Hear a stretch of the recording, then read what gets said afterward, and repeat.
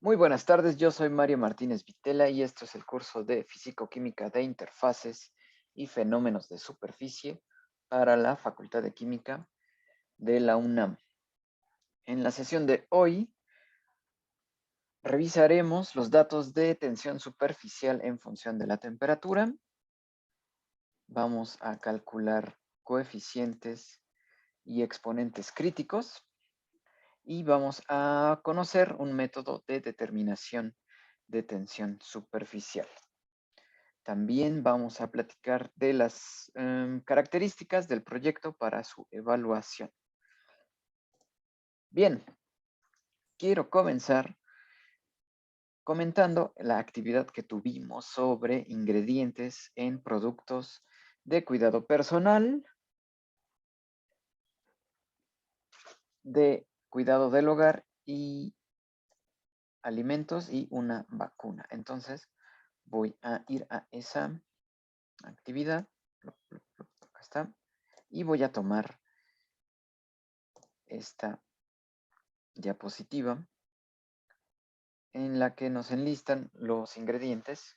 El crédito es para Luis Francisco, Angélica Michelle y Misael Hollín. Voy a usar su diapositiva. No porque sea particularmente mejor, sino me pareció que es adecuada para lo que les tengo que platicar. Bien, en cuanto a lo que hay en común en estos productos, usualmente enlistamos los ingredientes o los encontramos enlistados en los productos de acuerdo al contenido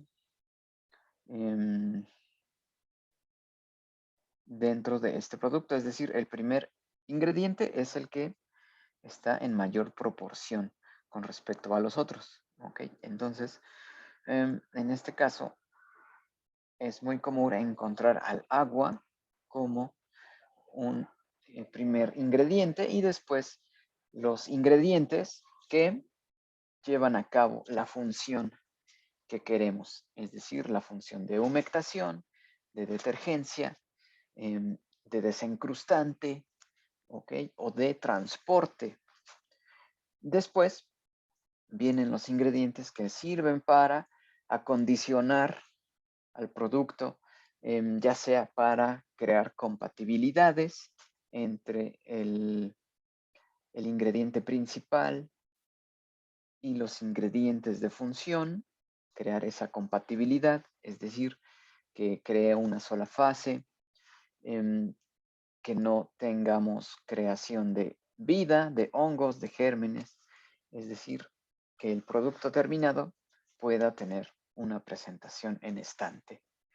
¿De acuerdo? También ingredientes que sirvan para aportar a la experiencia sensorial del producto, ya sea color, aroma, texturizantes.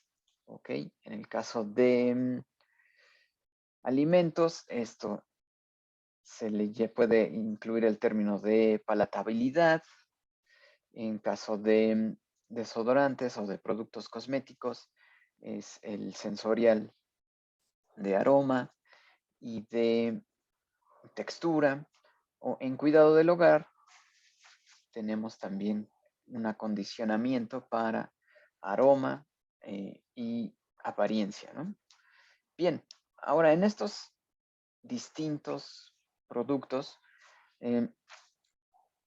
les quiero preguntar en qué proporción piensan, por ejemplo, en esta crema corporal, en qué proporción piensan que está el agua, qué porcentaje creen que está el agua en una crema o en un cosmético.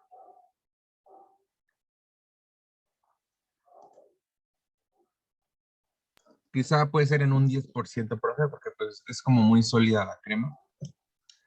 Ok, 10%. Yo la verdad pensaría un poco más.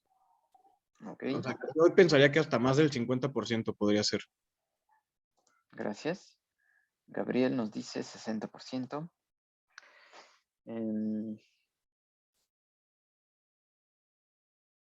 Ok, bien, En este tipo de productos, aquí vemos una crema, pero puede ser cualquier cosmético o un producto de cuidado del hogar.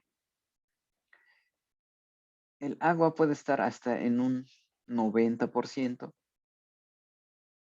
Ok, típicamente por ejemplo, un jabón líquido para las manos está entre un 85-90% de agua. Ok, a pesar de que lo veamos viscoso, el agua está en más o menos 90% de agua.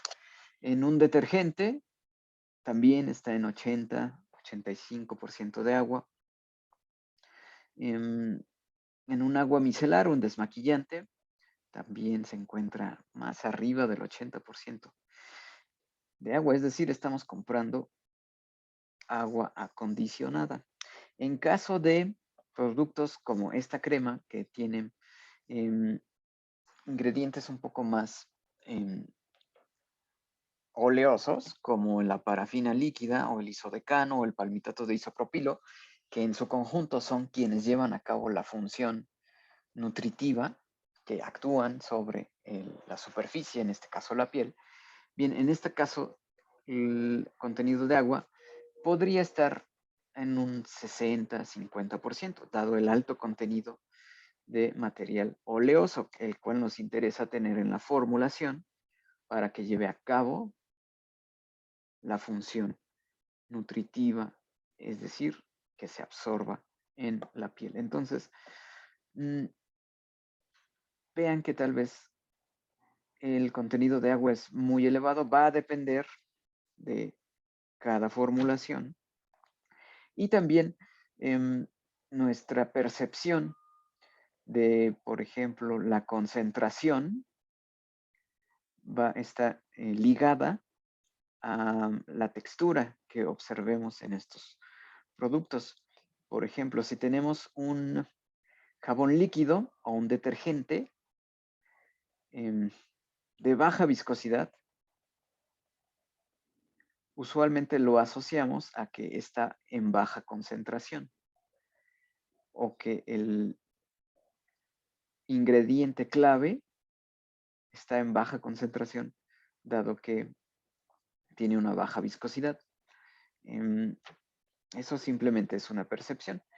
Se le agregan ingredientes para cambiar la viscosidad, pero que no tienen que ver con la funcionalidad del producto. Por ejemplo, en un jabón líquido se agrega sal para cambiar la viscosidad de ese jabón, pero el tensoactivo y el agua continúan básicamente a la misma concentración, solo estamos añadiendo un ingrediente para cambiar el sensorial. Otro costumbre en este tipo de productos es cambiar la apariencia, es decir, tal vez relacionamos una apariencia transparente a un producto de baja concentración. Entonces añadimos algún enturbiante para que el producto tenga apariencia lechosa y lo asociemos a una formulación de alta concentración.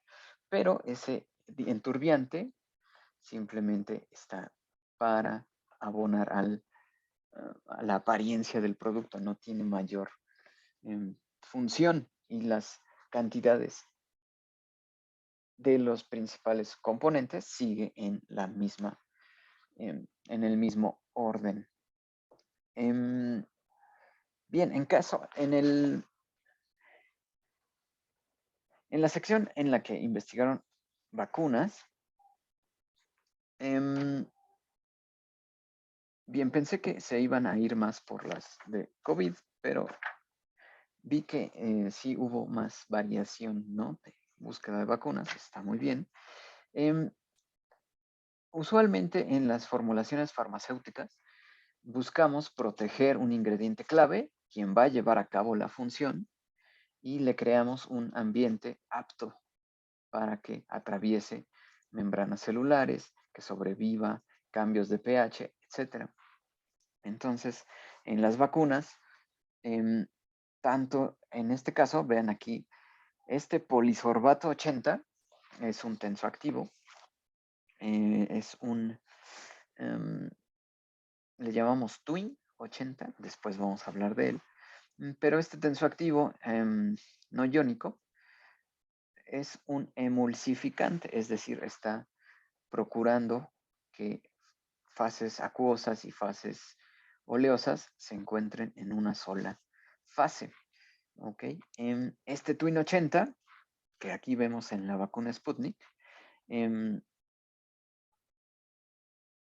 encuentra también en cremas para peinar, en cremas corporales, etcétera, porque su función es de un emulsificante, es decir, garantizar que un producto esté en una sola fase.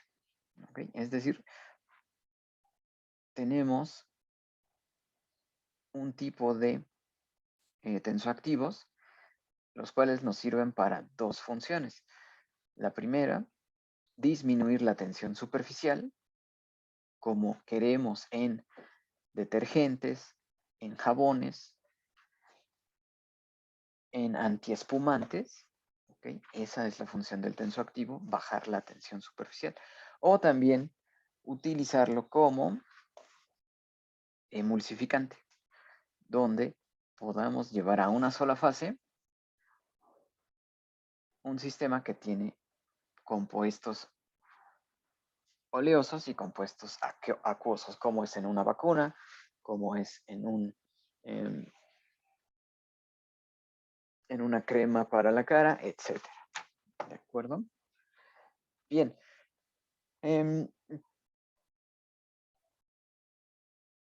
¿Qué más tenemos? Bueno, ya iré calificando cada una de estas. Pero bueno, por ejemplo, aquí en un suavizante Downy, la sal de amonio cuaternaria es el tensoactivo, el cual su función va a ser disminuir la tensión superficial. ¿Ok? Y entonces este suavizante tiene una función de antiespumante. ¿Ok? Entonces, en el enjuague, después de que aplicamos el detergente a la ropa, se hace un cambio de agua y se le agrega el suavizante. Lo que hace el suavizante es cortar la espuma de lo que quedó del detergente. ¿Okay? Y dar la sensación de que ya no tiene jabón, pero continúa habiendo una cantidad de detergente en la ropa, ¿no? Y también se le añaden moléculas como este éster para crear flexibilidad en el textil. Es decir, tanto el detergente que queda de lavado como la sal de amonio cuaternaria, que se usa para romper la espuma, van a quedar impregnadas en la tela y quedaría una tela de una sensación muy rígida.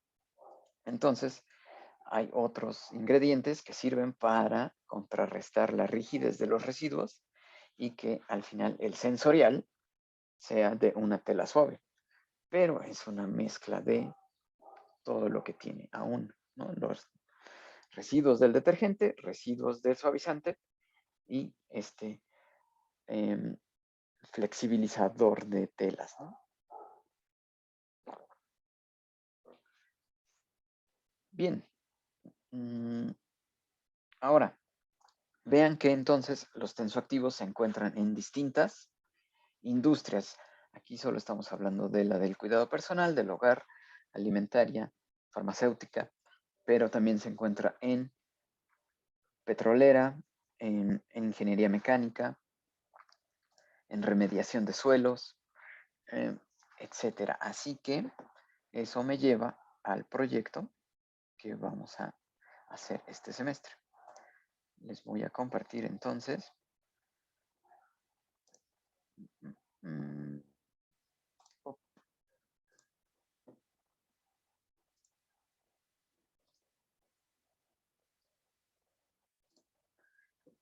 Voy a buscar la diapositiva del proyecto.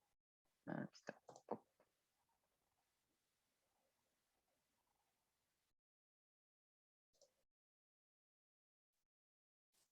Bien. El proyecto se llama Industria y Tensoactivos. ¿Ok? Es un proyecto que se puede llevar a cabo en equipos de 3 o de 4. ¿Ok? Con 2 entregas. La primera es el 16 de marzo. ¿Ok? Entonces, ¿en qué consiste esta primera entrega? Una investigación sobre una empresa química. ¿Ok? Sobre esta empresa química van a investigar cuál es la historia o cuál es la historia de fundación, de dónde viene, quién la fundó, en qué año, etcétera. Después, la actualidad de esta empresa, cuál es su balanza comercial, es decir, qué ventas reporta, qué importaciones, qué exportaciones para por lo menos el 2021 y años anteriores. ¿Ok? Después, ¿qué tamaño tiene esta empresa en términos de presencia en otros países, personas empleadas, ¿de acuerdo? Es decir, datos que nos den idea del tamaño de esta empresa. Y después, ¿cuáles son los principales productos o principales procesos con los que trabaja esta empresa? ¿Ok? Entonces, cuando ustedes formen su equipo de 3 o 4 personas, me escriben a mi correo con el nombre de esos integrantes y yo les respondo con qué empresa química van a investigar. Yo les hago una propuesta, ¿ok? Para que ustedes la investiguen. En caso de que quieran investigar una empresa en particular, me escriben y junto con el nombre de los integrantes, vemos qué propuesta tienen ustedes, ¿ok? Pero por default, yo les propondría una empresa química. ¿Va que va? Bien. Ok. La segunda parte de este proyecto es la investigación sobre un compuesto tensoactivo. ¿Okay? En este curso vamos a ir, antes de esta entrega, ustedes ya van a tener elementos para hacer esta investigación. Tal vez ahora, en este inicio no, pero cuando sea la segunda entrega, 23 de mayo, ya van a tener ustedes este antecedente de estos cursos y de su propia investigación. ¿Qué queremos saber de los compuestos tensoactivos? La síntesis, obtener la hoja de seguridad, la MSDS. En el mundo, ¿cuál es el tamaño de la producción de ese tensoactivo? Algún estimado. Y después, algo parecido a lo que hicieron de tarea, es obtener datos de tensión superficial para este tensoactivo, ya sea en agua o en otro disolvente, en función de la concentración o de la temperatura. ¿Okay? Dependiendo de qué datos obtengan, si es en función de la concentración o de la temperatura, podemos obtener parámetros físico-químicos. ¿Okay? En función de la temperatura, va a ser una actividad parecida a lo que tenemos, y en función de la concentración, es lo que vamos a platicar en la segunda parte de este curso. La obtención de parámetros físico-químicos de tensoactivos en función de la concentración y la tensión superficial. ¿Okay? También la investigación incluye obtener diagramas de fase en sistema disperso, es decir, en este tensoactivo en que se emplea como un emulsificante, ¿ok? Es decir, en donde se usa para crear un sistema disperso. ¿Ok? Esto se le llama el equilibrio líquido-líquido con el tensoactivo como uno de los componentes. Y también, como última parte, es la movilidad en el ambiente. ¿Qué tan tóxico es en cuerpos de agua, en acumulación en el suelo, como aerosol, ¿ok? Como de subproductos de su descomposición? Vamos a monitorear ese criterio, la movilidad en el ambiente. ¿Ok? Bien, aquí le voy a cambiar en función de la concentración o de la temperatura, le voy a cambiar y de la temperatura. ¿Ok? Para que tengamos esos dos datos. Datos del tensoactivo en función de la concentración y datos del tensoactivo en función de la temperatura. ¿De acuerdo? Entonces, cuando ustedes formen su equipo de 3 o 4, cuando me escriben, les voy a proponer la empresa y les voy a proponer un tensoactivo. Si ustedes tienen una empresa con un particular interés, la platicamos. Y si tienen un tensoactivo con particular interés, también lo platicamos y les respondo para que tengan asignado cada quien, cada equipo, un tensoactivo distinto, una empresa distinta. ¿De acuerdo? Esta segunda entrega entonces es 23 de mayo, que es casi la última semana del semestre. ¿De acuerdo?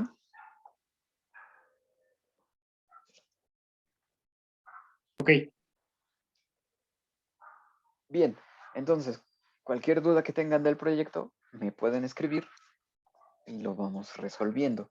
El primer correo que deben mandarme es entonces su equipo de 3 o de 4 personas para que yo les responda con empresa y tensoactivo. ¿Va que va? Profe, esa presentación nos la va a subir igual, ¿verdad? Claro, sí. Hoy la subimos para que tengan este guión.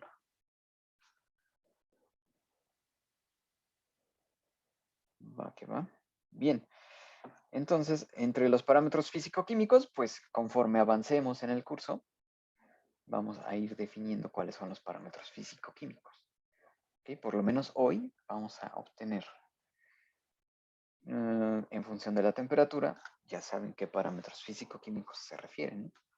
Nos falta hablar de los de concentración. Bien. Repito, entonces, si tienen alguna duda, me escriben a mi correo y lo vamos viendo. Si no, escríbanme con el equipo. ¿De acuerdo?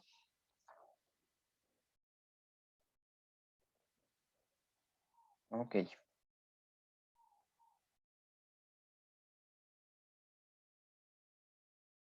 Bien, entonces vamos a platicar sobre...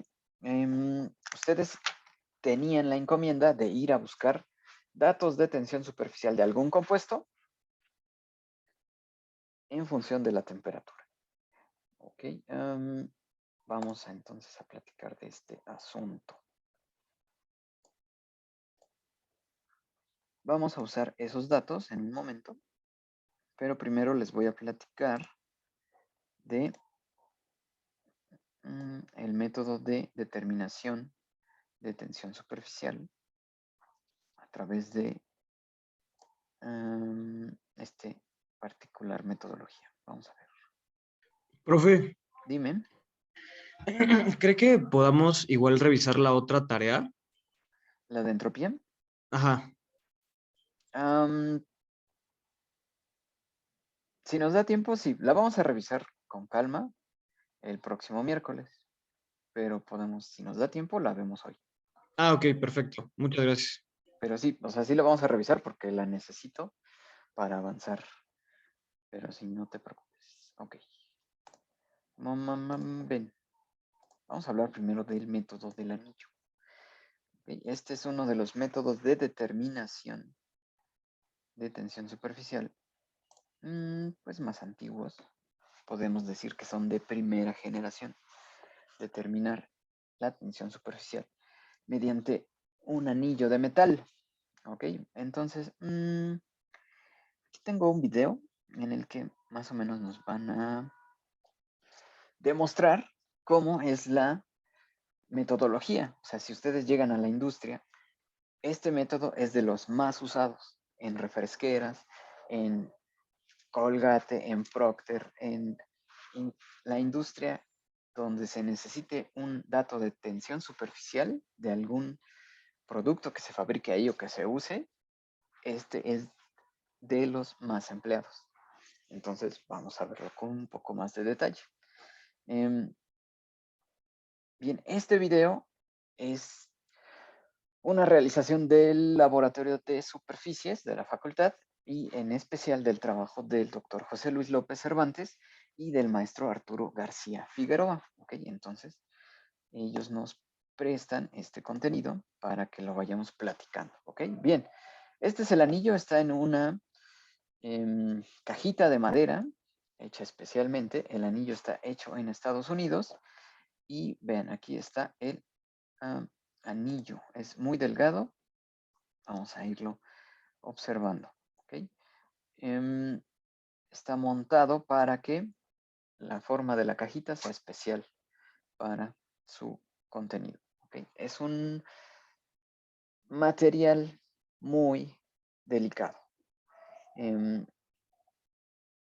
Este anillo aproximadamente tiene un costo de $1000. Ok, entonces vean. Es una aleación de iridio con platino. Ok. Bien, aquí entonces vamos viendo. Vean, las dimensiones del anillo no es mayor de 10 centímetros, es tal vez de unos 6 centímetros de largo.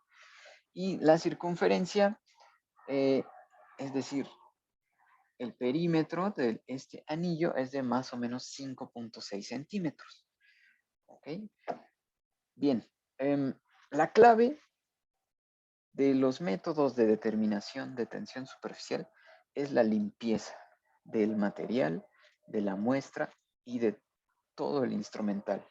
¿Ok? La limpieza, porque la tensión superficial es extremadamente sensible a cambios de concentración. ¿Ok? Es decir, si en este vasito hay un contenido en milimolar de jabón, la determinación de tensión superficial lo va a detectar. ¿Ok? Entonces, estamos hablando de ese orden. Este método detecta orden de milimolar y fracciones de milimolar. ¿Ok? Entonces, el instrumental que se usa en estas determinaciones no puede ser lavado con jabón. ¿Ok? Porque las trazas de jabón alteran, al ser un tensoactivo y su principal función modificar la tensión superficial, el jabón va a quedar en trazas en el instrumental y lo va a detectar. Y entonces nuestra muestra va a tener una tensión superficial distinta. Entonces, ¿cómo lavamos?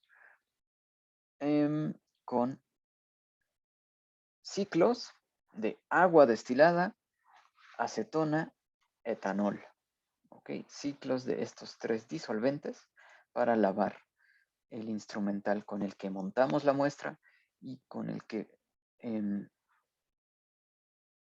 tocamos, ¿no? Este anillo. Vamos a seguir viendo. Bien, entonces el anillo requiere una limpieza previa con el que esperamos limpiar la mayoría de polvo, de restos de muestras anteriores, etcétera. Si necesitamos mayor poder limpiador, necesitamos una disolución de ácido nítrico. ¿Okay? Usualmente solamente alcohol, acetona, agua destilada es suficiente para lavar esta parte del equipo. Bien, después lo llevamos a la flama, es decir, con una lámpara de alcohol. Calcinamos, ¿no? Todo lo que pueda estar como traza sobre el anillo, lo que va a estar en contacto con la muestra, se lleva a incineración aquí. Okay. Esto hace, al ser de metal, que el anillo, pues alcance, se vea el rojo vivo, por lo menos naranja, ¿no? Ven ahí como el anillo se ve cómo alcanza altas temperaturas, ¿de acuerdo? Y esto me lleva a recordar cuando yo aprendí a usar este método, que en ese momento en el que estaba al rojo vivo ese anillo, ahí lo dejé caer, ¿no? De estas pinzas de metal, se me cayó, ¿no?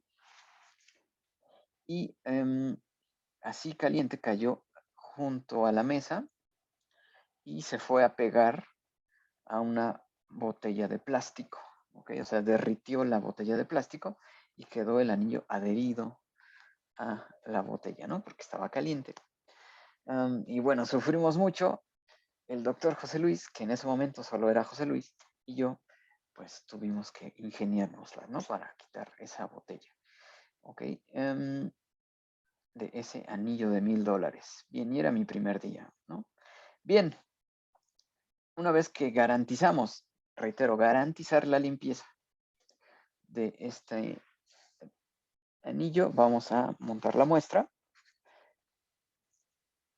y llevarlo a lo que llamamos el tensiómetro. Vean, aquí está. Esta parte que vemos aquí, cortado, este es el tensiómetro de anillo. Ok, aquí lo vemos de frente, es un tensiómetro Tantec.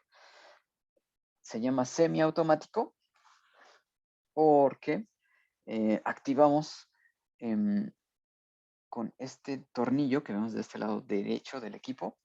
Este es un tornillo con el que activamos este nivel. Ok. Sobre este nivel colocamos la muestra, ya sea en una caja Petri, como aquí, o en un vaso de precipitados, o en una celda con control de temperatura. Es decir, un volumen que contenga la muestra y que permita el ingreso del anillo. La parte automática viene cuando en el tablero podemos ingresar los datos de la muestra, es decir, la densidad y la fuerza de la gravedad. Ok, y procedemos entonces a colocar el anillo en un gancho que está en la parte de abajo de del display. Es decir, el anillo va aquí abajo en la parte. Aquí va el anillo. Ok, eso que subrayé con rojo. Allí va colocado el anillo sobre un ganchito. Entonces con el tornillo estamos acercando la muestra abierta y vean cómo se va a adherir.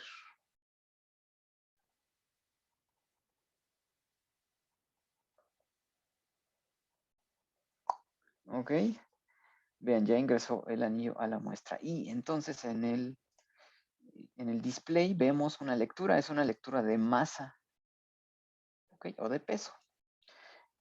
Entonces el anillo está detectando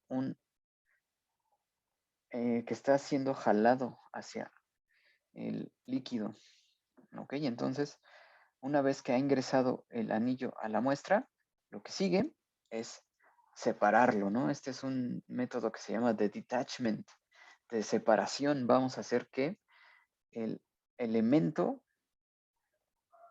se separe de la superficie y va a haber una masa asociada a esa separación que vamos a ver en el display.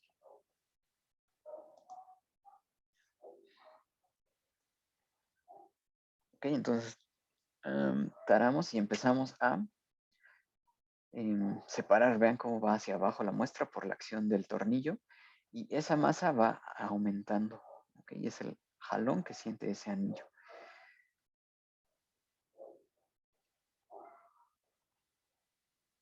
Ok, vean cómo la superficie empieza a deformarse, efecto de la tensión superficial, y está aferrándose al anillo. Ok.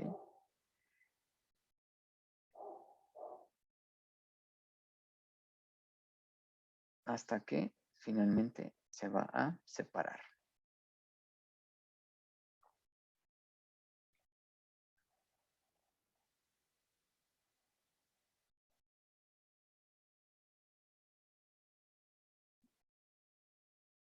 Bien, vean que llegó a un máximo, que es 0.94, y ahora, momentos antes de separarse, la masa va disminuyendo, ¿no? Entonces, lo que nos interesa es la lectura máxima que tuvo, que fue el máximo peso, la resistencia que tuvo el anillo para separarse de la interfaz. Ok, después se lava de nuevo el anillo con los disolventes y ya queda listo para otra determinación. Ok. Y se guarda. Ok, aquí voy a pasarme a la parte en la que ya paso por la flama. ya está seco, ya está un poco más frío, entonces debe volver a su estuche, en situación en la que se puede deformar. Si ingresa de manera incorrecta al estuche, se deforman los ejes del anillo y queda inservible. Ok, entonces, pieza delicada. Ok, bien. Esto es el método del anillo por un tensiómetro semiautomático. Perdón, profesor, disculpe, Dígame. ¿qué metal se utilizó? Es una aleación de platino con iridio. De acuerdo. Ok.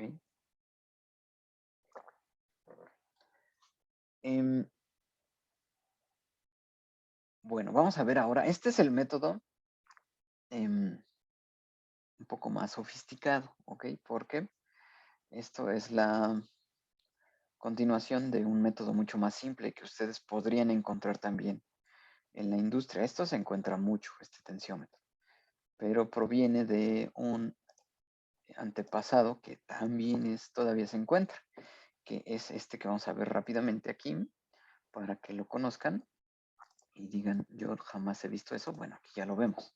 Gracias, Universidad de Trent Nottingham. Esto también es un tensiómetro de fuerza, pero es una escala nada más. Es decir, todo lo que hacía el componente electrónico en el anterior, lo hace esta escala ahora. ¿Ok? También tenemos un anillo, un nivel, con el cual vamos a ir controlando el ingreso del anillo a la muestra y la separación. Y tenemos un ganchito sobre el cual reposa este anillo, una marca, para que este brazo esté colocado en medio de esas dos marcas. ¿Ok? Para que esté bien calibrado. El anillo es básicamente el mismo, y esto fue lo que observamos en la sesión pasada, bueno, en el ejemplo anterior, que se separa. Todos los tensiómetros de anillo y todos los tensiómetros necesitan estar bien nivelados, ¿no? Allí tiene su nivel y aquí viene la muestra. Ok. Vean, este método requiere una cantidad de muestra importante, son mínimo unos 20 mililitros. Okay. Una desventaja. Si tenemos un material muy escaso, disoluciones muy escasas, este método va a tener una desventaja sobre otros. Bien, entonces lo que está haciendo él es, me parece ya está separando el anillo de la muestra. Ok. Entonces vean cómo la escala va subiendo conforme alcanza el valor de la muestra en tensión superficial. Como suponemos que es agua, porque se separó a 72 milinewtons por metro. Ya está la escala, ¿no? Ok, vean que es algo precario, pero funciona, ¿no? Y se lo pueden encontrar. Ay, con la mano, híjole. Bueno, supongo que para eso es el pequeño, tiene una pequeña protección en la parte de arriba, pero usualmente nosotros usamos pinzas, ¿no? Para manipular este anillo, ¿ok? Bien. Después creo que se sigue con otras cosas que no. Un tensiómetro de burbuja. Bueno, este lo vamos a ver después, pero este ya es un equipo mucho más sofisticado. Está creando un flujo de aire a través de, puede ser un solo capilar o dos capilares. Me parece que es un solo capilar. Esto es un capilar. Va a crear un flujo de aire, es decir, crear burbujas dentro de la muestra. ¿Ok? Y entonces el equipo tiene un transductor de presión que puede detectar con qué presión se están formando esas burbujas. ¿Ok? Y ese cambio de presión lo vamos a relacionar con la tensión superficial. Es una ecuación que vamos a ver en la tercera parte del curso. Pero básicamente, ¿qué necesitamos saber? La presión de la burbuja que nos da el transductor. Vean, aquí podemos controlar el flujo con el que sale la frecuencia de burbujeo. Esto que está aquí es un termómetro. Y nos regresa la tensión superficial. ¿Ok? Este es de un solo capilar, pero podemos tener de 2 capilares también. Entonces, vean, ya vimos 2 métodos de determinación de tensión superficial. Uno basado en el peso con el cual se desprende el anillo y otro con la presión que podemos ejercer mediante burbujas en la disolución. Va que va.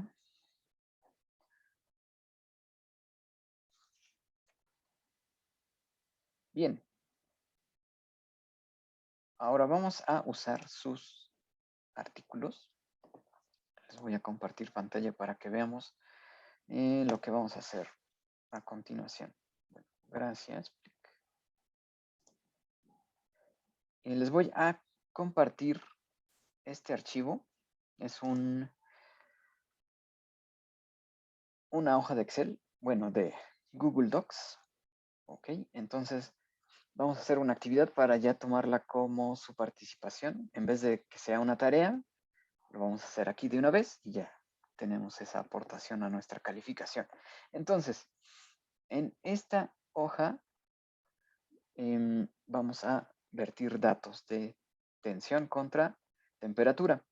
En Zoom los voy a dividir por equipos rápidamente. Van a escoger un artículo de los que tengan ustedes entre integrantes, escogen uno y van vaciando aquí la información de temperatura y de tensión superficial. ¿Ok?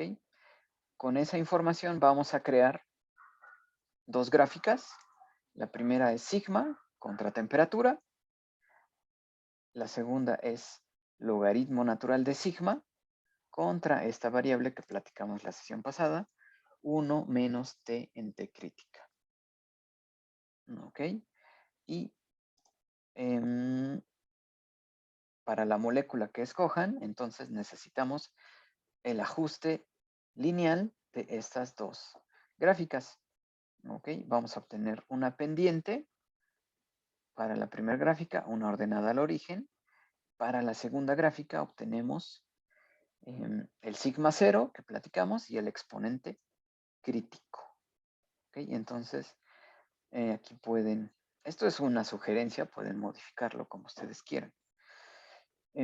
Después, aquí va a ir el compuesto que escojan. Y quitan esto y ponen el compuesto. Y ponen aquí la referencia, el artículo que escogieron. Ok, entonces por equipos, cada equipo, según la sala que les asigne Zoom, empiezan a modificarlo. Ok. Y nos vamos a dar unos 20 minutos para realizar esta actividad. Y regresamos para platicar de lo que hicimos. ¿De acuerdo? Entonces, les voy a compartir el enlace. Ya tienen permiso para compartir pantalla, editar y todo. Okay, ahí va el vínculo. Ok, ya lo tienen en el chat. Y pueden compartir pantalla. Y ahora, en Google Docs no se pueden hacer, o yo no sé cómo, hacer ajustes lineales, así que uno de ustedes, alguien va a tener que hacerlo en Excel y pegar aquí el resultado. ¿Ok?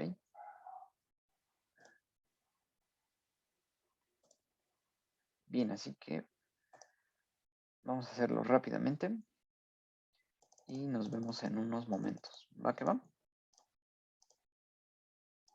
Sí, está bien. Vale, vale. Hacemos la hoja del equipo que nos toque, ¿verdad? Sí, Ok.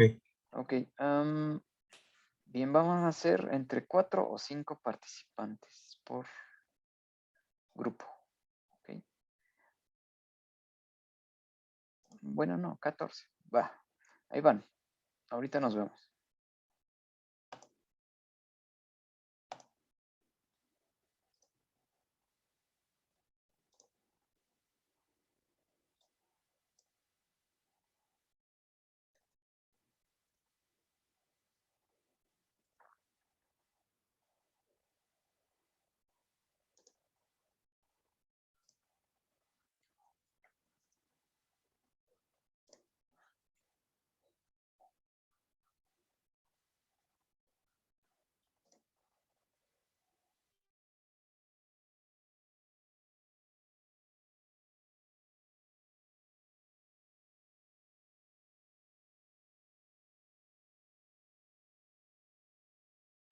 ¿Qué dudas tenemos de esta actividad?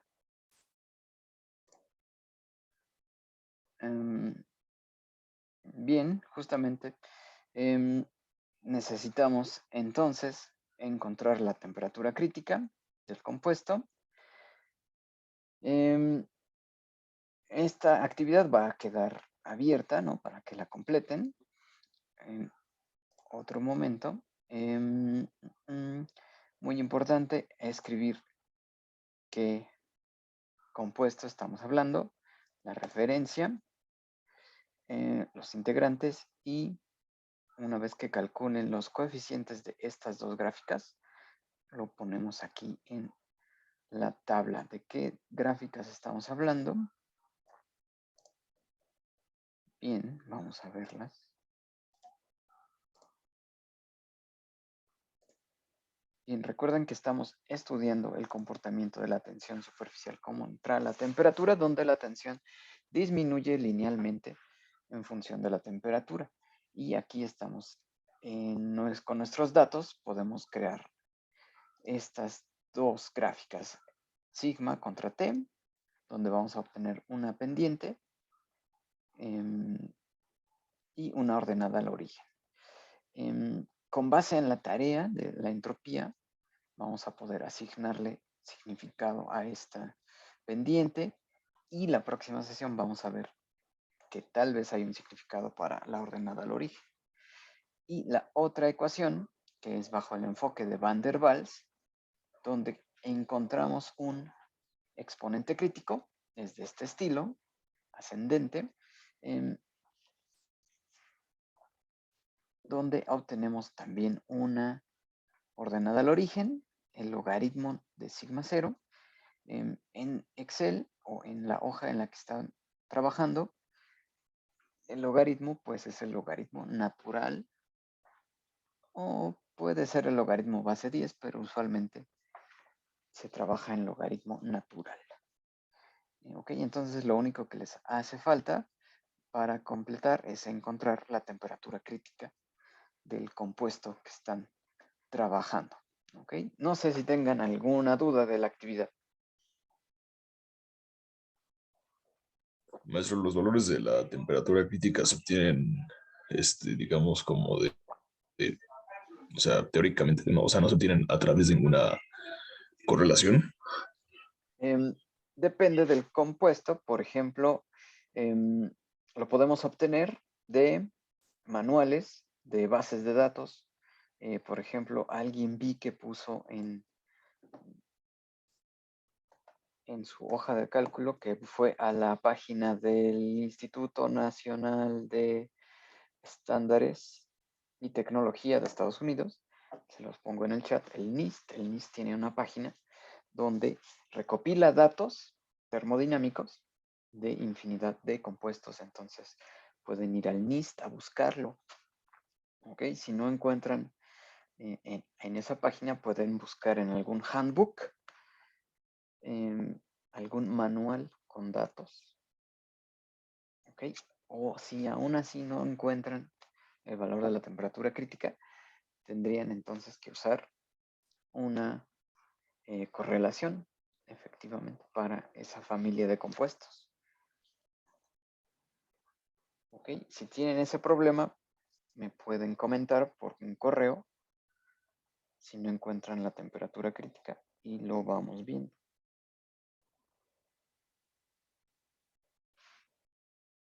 ¿Ok? Usualmente en este tipo de artículos, el mismo artículo reporta la temperatura crítica. Ok, O- gracias. ¿Va? O también nos dice dónde podemos encontrarla. Es decir, Gracias, nos dice profe.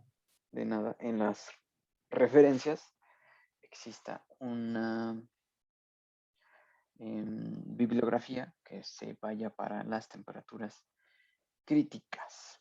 ¿Ok? Bien, entonces, esta actividad la completamos con sus dos gráficas, los parámetros que se especifican y no olviden poner... les voy a pedir una otra cosa. Allí junto al compuesto y a la referencia, escriban con qué método se obtuvieron estos datos. ¿Ok? Allí en el artículo, en metodología, encuentran cómo se obtuvieron esos datos. ¿Ok? Bueno, entonces, hoy ya vimos, entonces ya quedamos con el proyecto que me van a escribir para que acordemos su empresa y tensoactivo. Ya platicamos del método del anillo y un poco del método de presión máxima de burbuja. Y ya empleamos los datos de tensión para encontrar exponentes críticos y las pendientes. La próxima sesión, entonces, vamos a revisar la tarea de la entropía y revisar lo que obtengan en esta actividad. ¿De acuerdo? Entonces, espero sus correos para el proyecto. Muy bien.